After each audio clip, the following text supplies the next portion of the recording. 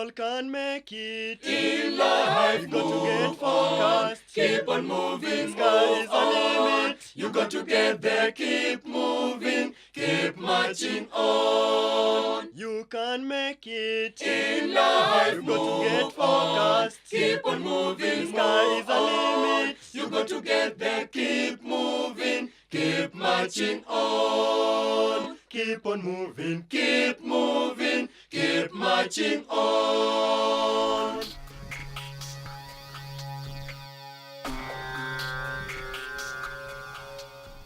Hello there, and a warm welcome. This is the program Abled Differently. Every human being has to face different challenges, from the time they are born to the time they move on to the next world. Persons with disability are no exception. Today on the show, we looked at persons with disability who are facing these challenges without fear. I am John Mureithi. And I, Judy Okite, Welcome. Keep moving. Keep marching on. Jackline Akinyi uses hearing aid to facilitate her communication.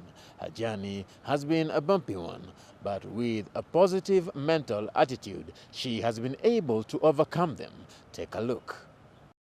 Jackline Marion Akinyi was born in Busia County. I stay in Nairobi County at Kasarani, and my home is Busia County. I'm in a family of 4 children. I'm the firstborn. What I do in Nairobi is I work for Season, a company which deals with software development and mobile app, and also web development. At the age of 4, she got malaria and medication went wrong, interfering with her hearing. About my disability, I realized when I grew up, about almost 10 years, that I'm so different from the others. I'm hearing impaired, I'm partially deaf.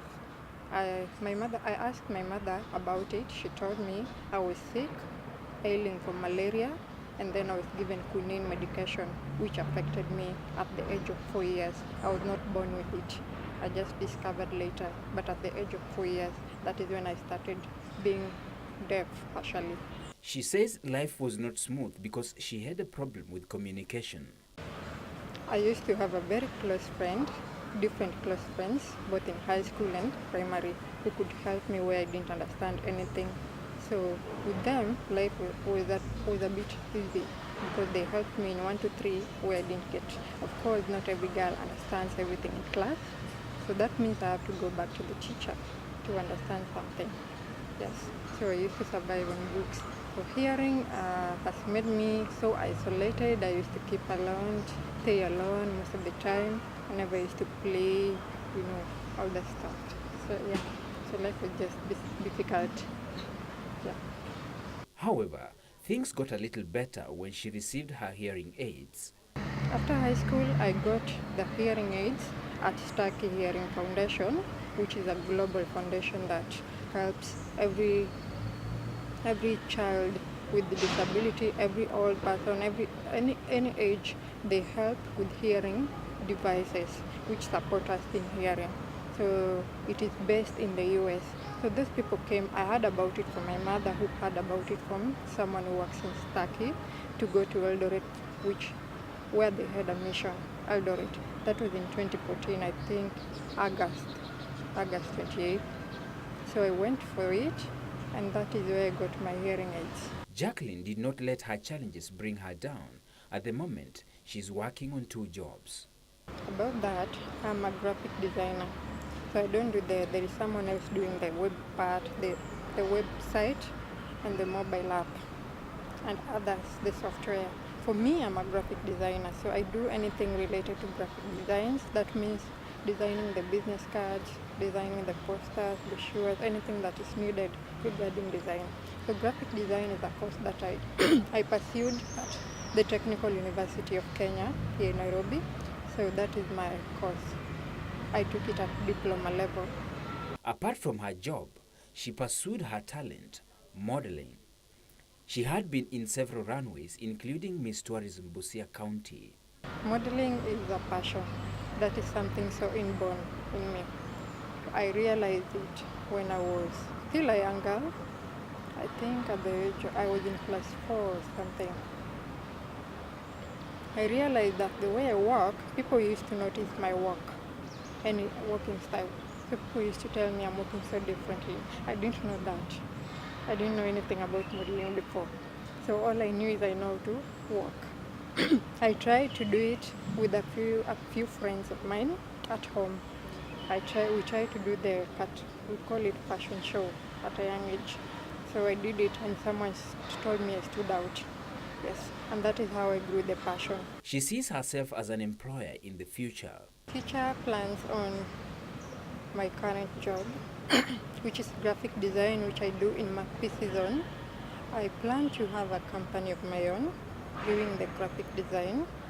So I am hoping of the best. I'll do everything to be a graphic designer of my own boss. And then on the modeling part, I have a modeling agency which I just launched last year. It is called the Kate Modeling Agency.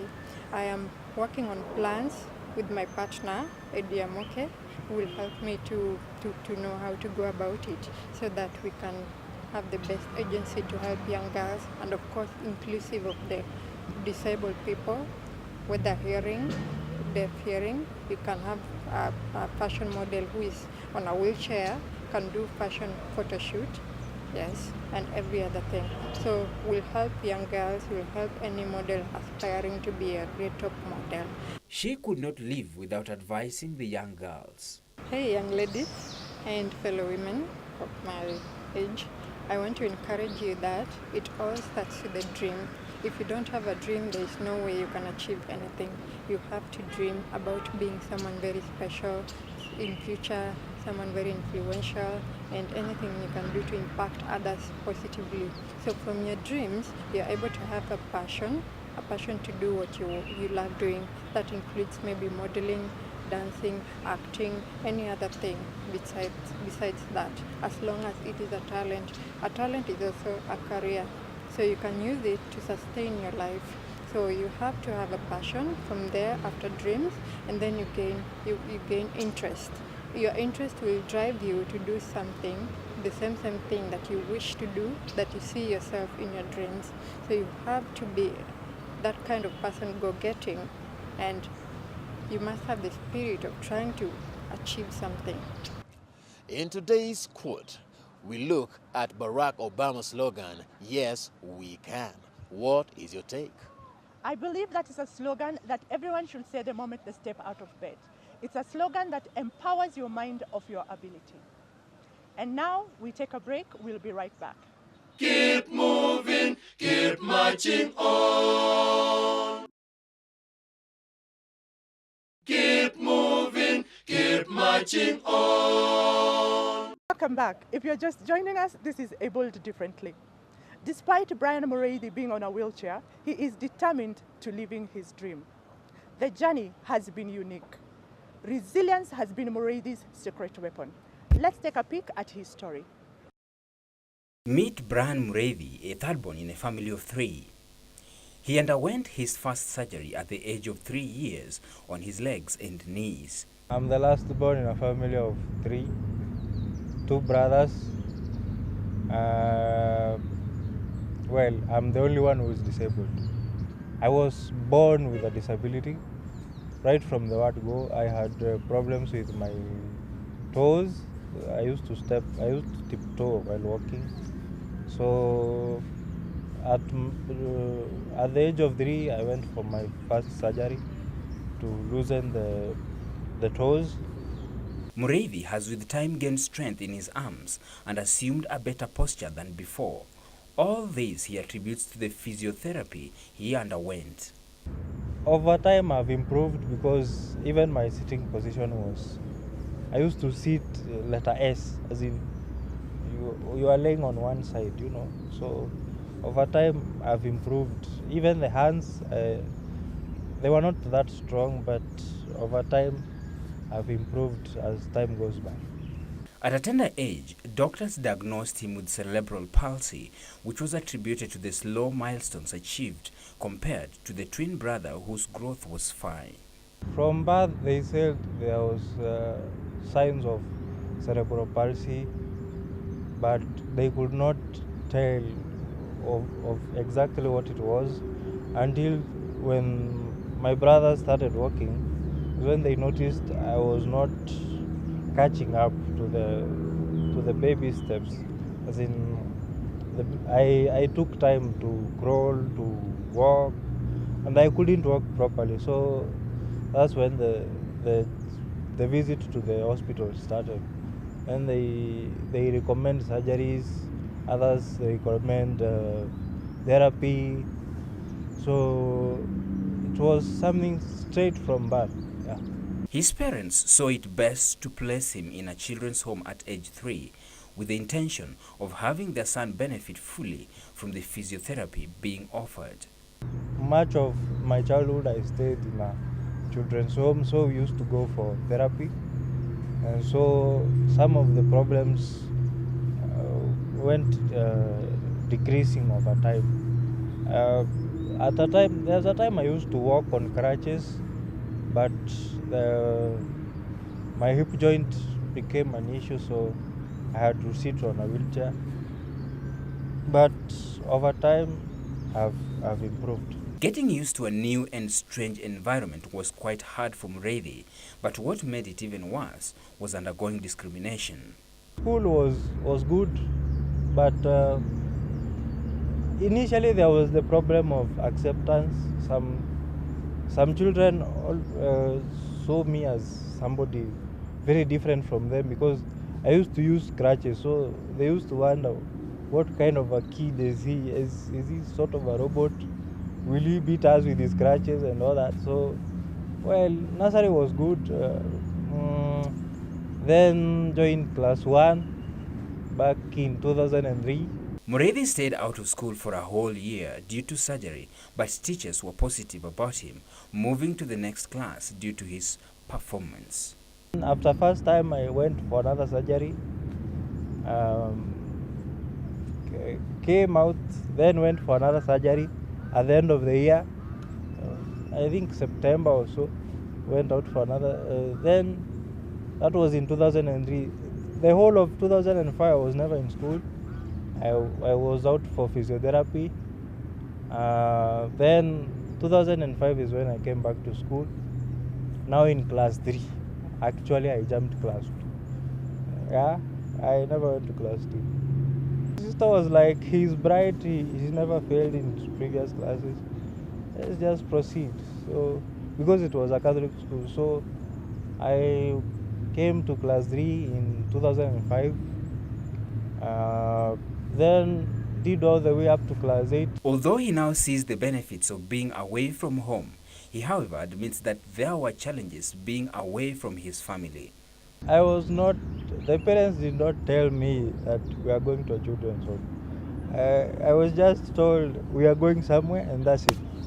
And then it was rebellious. I cried a lot, obviously, because I never knew where I was going, and being away from your immediate family was kind of painful.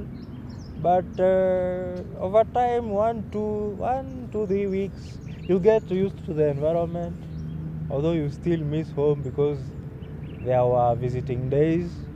So you would be like, let's go home. And they will tell you, no, we'll come for you some other time. Let's go get a car, then we'll come for you. But there was not to be. You will stay there until the term is over. Go home for 30 days and you are back. But well, in the children's home it was quite fun because everybody is your age. I mean, you are like one big family. So whatever happens there happens to you, good, bad. Well, there were good and bad memories as well because that's part of growth. I mean, but all in all, it was a good experience. His dream came true when he was enrolled into the same school as his twin brother, as he got to enjoy favors from him. He was in the boarding. I was going home during after school. So whenever he wants something from home, I will tell my parents. Whenever something goes wrong at school, I will go to him and like, yo, my crutches is not working. Do something. and so he would take me home and take care of everything.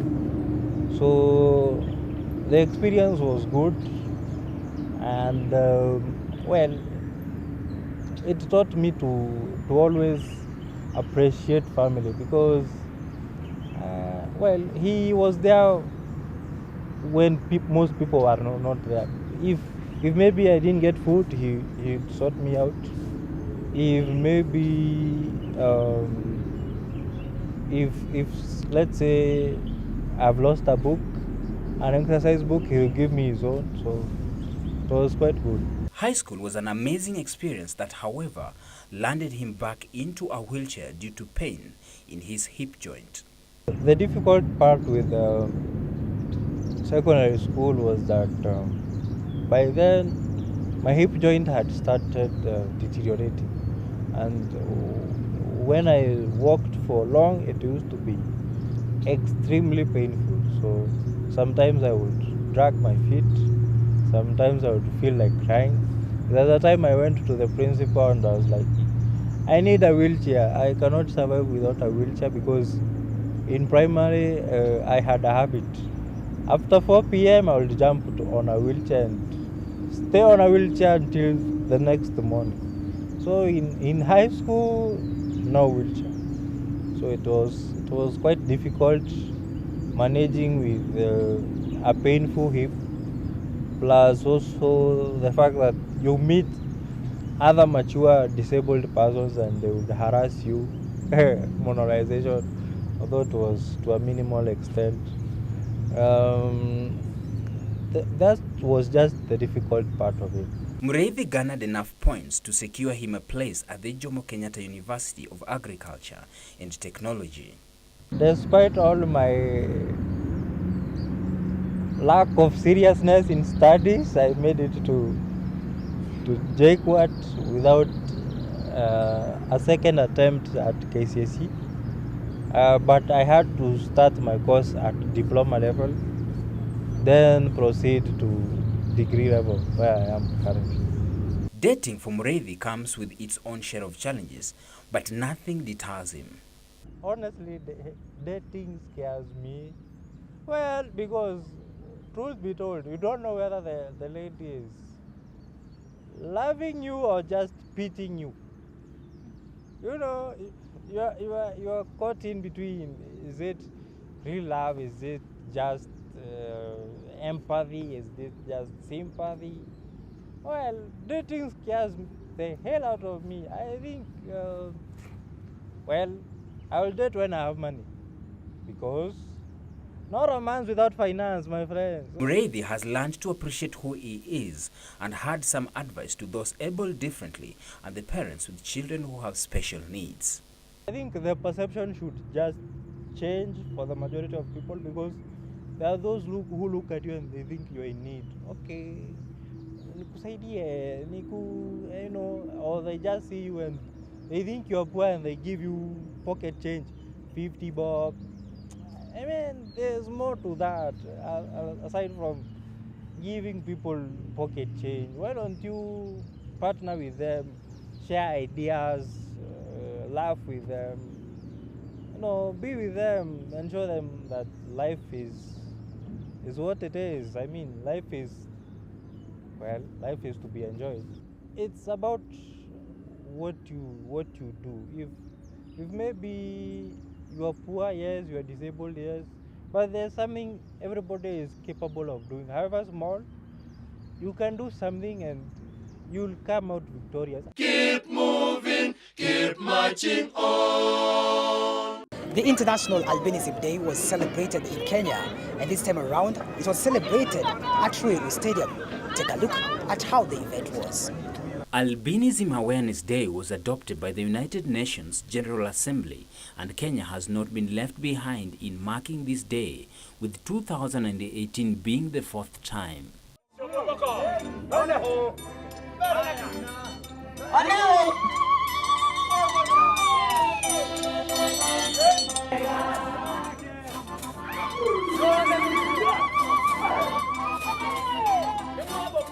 Hard it is to be different in a world full of mirrors with the belief that the reflections should always be the same, that the sun should always shine the same, but it never does. You see, some skins embrace the warmth from the heat, while others detest its rays like pain, like a dead portion. See, walking on these streets, you feel piercings of arrows from eyes, angry. Ironical how people hate money. The event was organized by the National Council for Persons with Disabilities and held at Ruiru Stadium with the theme, Shining Our Light to the World. Tuko hapa Ruiru tunasherehekea siku ya International Albinism Awareness Day, siku ambayo iliteuliwa na Umoja wa Mataifa, siku ya kuzungumza mambo ya albinism na mambo ambayo watu hawaelewi tuyaeleze, na kama kuna jambo ambalo linafaa kuangaziwa tunaliangazia. Today we are celebrating the International Albinism Awareness Day. This is the 4th edition, and the day, our main aim is to create awareness among Kenyans and the world on issues that affect persons with albinism. Other organizations that advocate for the rights of persons with disabilities were also present. What we have been doing, we have been lobbying to the government to some policies which at least favor persons with disabilities. As you are aware, the main challenge in our country is accessibility, and we have been lobbying a lot. There are policies in place, yes, but implementation has been a problem. But I'm happy that we are really pushing on, and the government has tried to recognize us in different aspects of life. We have been also pushing for several policies and the education policy. Dr. Choski, through her foundation, is one person that cannot be ignored when it comes to issues to do with persons with albinism. In 2007, I realized that the real challenges people with albinism face are not with the skin and the hair. The real challenges, the real disability with people with albinism is the eyes. So since 2007, I've been seeing people for albinism for free. We provide them with free photochromatic glasses. These glasses actually make them see much better. The world used to think these people to be blind. In 2007, 70 to 80% of the people with albinism were in blind schools. But since after putting on glasses, my own observation is more than 95% of these people do not fall in the bracket of blindness. The keynote address was given by the Cabinet Secretary, Ministry of Labour and Social Protection. He promised to continue supporting persons with disabilities in some of the challenges they face day in, day out. Ladies and gentlemen, in conformity with our Constitution of promoting social inclusion, our government has put in place elaborate measures to protect, promote, and uphold rights of persons with albinism through mainstreaming in all sectors of the society. This can be manifested by, among others, the direct budgetary support by my ministry has continued to extend to the National Council for Persons with Disabilities to enable it to effectively address the needs of persons with albinism. At the end of the day, the Director of National Council for Persons with Disabilities was sure that their objective had been achieved, but they will still do more because every life matters. For sure, persons with albinism have been suffering from discrimination, stigmatization, torture, killings, name all sorts of bad things that could ever happen to a human being. Their rights have been violated. So the idea UN came up with is to create awareness across the world so that they too can live a decent life. And they are part and parcel of our society. So the Council develops programs that assist their life. At the end of the day, I'm sure, yes, and I want to be very brief, at the end of the day, this coverage, you and I and other people must assist us. Let's take a look at the UN Convention on the Right of Persons with Disability. Let's meet again next week. Till then, I am John Mureithi. And I, Judy Okite. Bye. Goodbye.